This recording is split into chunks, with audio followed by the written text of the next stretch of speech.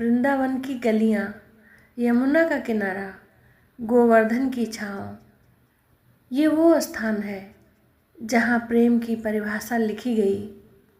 राधा और कृष्ण का प्रेम, जो ना तो सांसारिक था, ना ही केवल आत्मिक, बल्कि एक ऐसी अनुभूति थी जो समय और स्थान की सीमाओं से परे थी।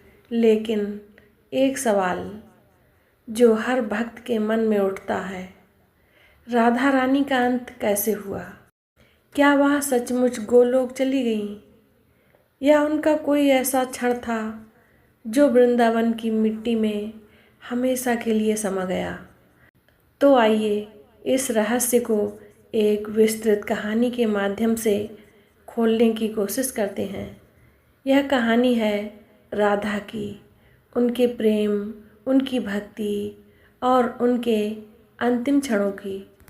मैं हूँ राधा, मेरा नाम राधा है, वही राधा जिसके नाम से वृंदावन की हवाएं गूंजती हैं, जिसके प्रेम में यमुना की लहरें थिरकती हैं।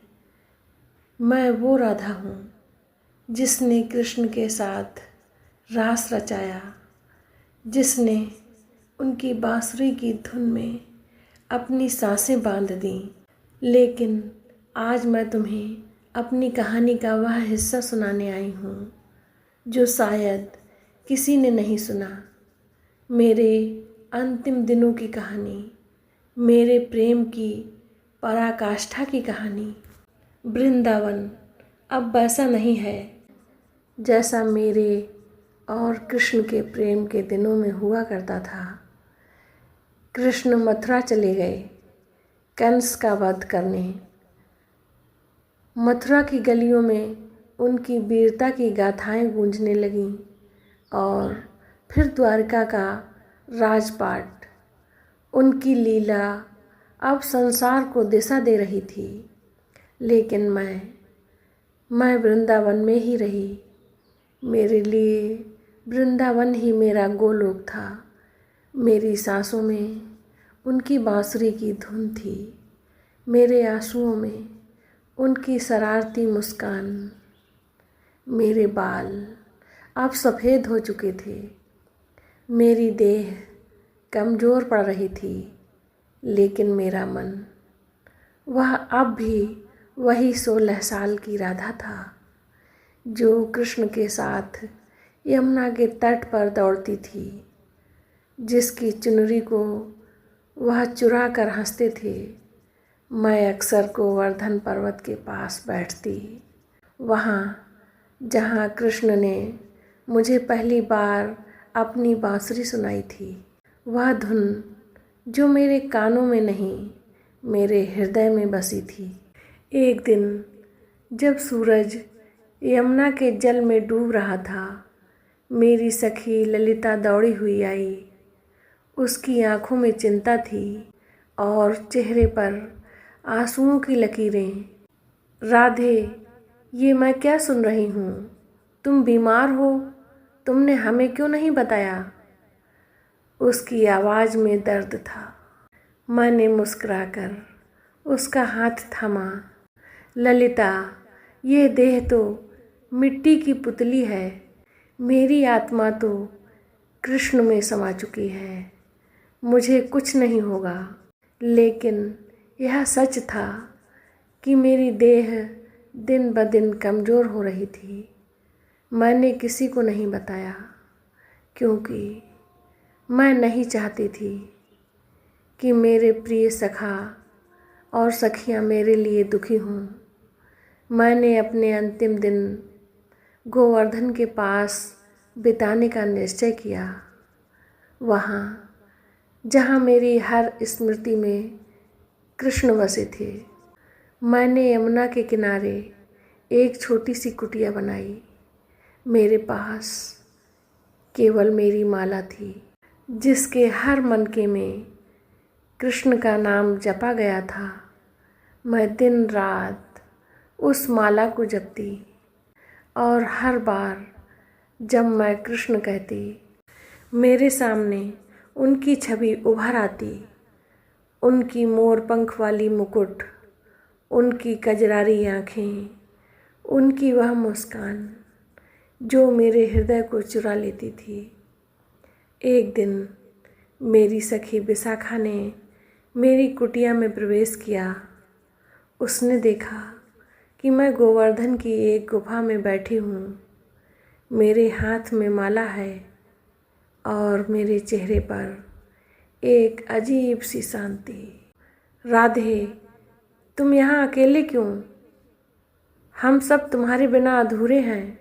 चलो वापस गांव चलें। उसकी आवाज़ में विनती थी। मैंने उसकी ओर देखा और कहा, विशाखा, मेरा गांव तो यही है। ये गोवर्धन, ये यमुना, ये वृंदावन, यही मेरा घर है। और कृष्ण, वह तो मेरे हृदय में बसे हैं। मैं कहीं नहीं जा रही हूँ। विशाखा ने मेरे पैरों को छुआ और रोने लगी। राधे, तुम्हें कुछ हो गया तो हम कैसे जिएंगे? तुम वृंदावन की आत्मा हो। मैंने उसे गले लगाया और कहा, मेरी सखी, आत्मा कभी मरती नहीं। मैं तुम सबके साथ हूँ, हर पल, हर क्षण। उस रात मैंने सभी सखियों को अपनी कुटिया में बुलाया।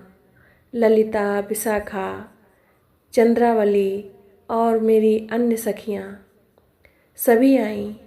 मैंने उन्हें अपनी माला दिखाई और कहा, इस माला में मेरे प्राण बसे हैं। जब मैं ना रहूं, इसे यमुना में प्रवाहित कर देना। मेरी आत्मा यमुना के साथ बहती रहेगी। सखियां रोने लगीं, लेकिन मैंने उन्हें चुप कराया। मैंने कहा, मेरे लिए आंसू मत बहाना, मेरे लिए रास रचाना, मेरे लिए कृष्ण का नाम जपो। मैं कहीं नहीं जा रही हूँ।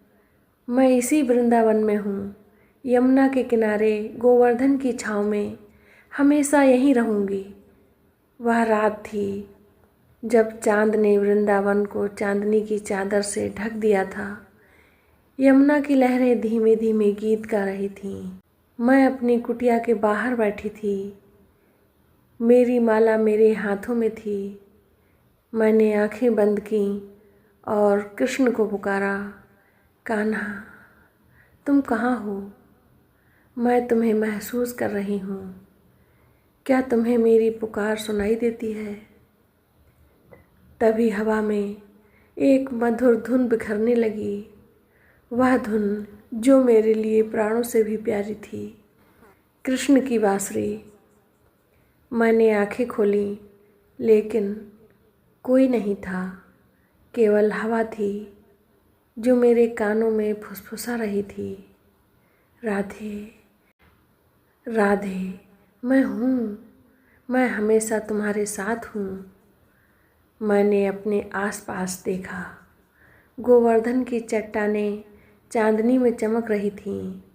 यमुना का जल एक अजीब सी रोशनी से जगमगा रहा था। तभी मुझे लगा कि कोई मेरे पास खड़ा है। मैंने मुड़कर देखा। वह था मेरा कान्हा। उसका मोर पंख वाला मुकुट, उसकी कजरारी आँखें और वही शरारती मुस्कान। कान्हा, मेरी आवाज़ काँप रही थी। वह मुस्कुराया।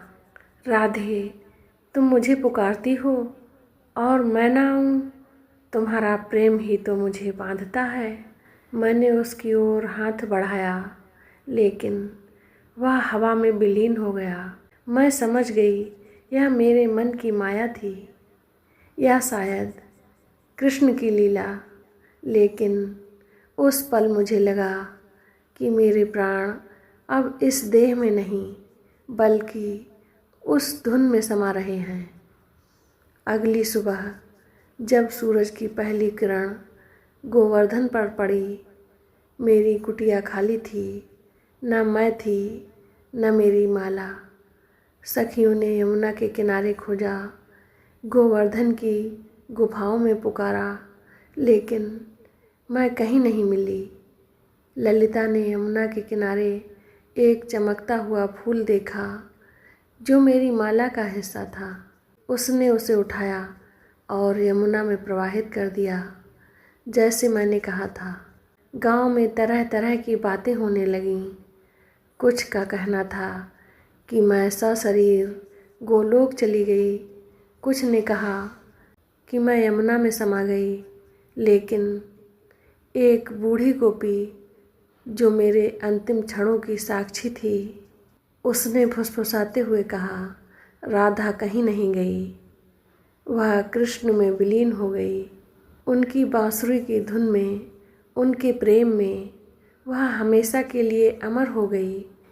आज भी जब तुम वृंदावन आओगे, यमुना के किनारे बैठोगे या गोवर्धन की परिक्रमा करोगे, तुम्हें मेरी मौजूदगी महसूस होगी। मैं हूँ राधा, वह प्रेम जो कभी खत्म नहीं होता। मेरा अंत नहीं हुआ, क्योंकि प्रेम का अंत नहीं होता। मेरी कहानी वृंदावन की हवाओं में बिखरती है, यमुना की लहरों में बसती है और गोवर्धन की चट्टानों में गूंजती है। जब भी तुम कृष्ण का नाम लोगे, मेरे नाम को भी याद करना, क्योंकि मैं हूँ राधा। कृष्ण का प्रेम, कृष्ण की भक्ति और कृष्ण की आत्मा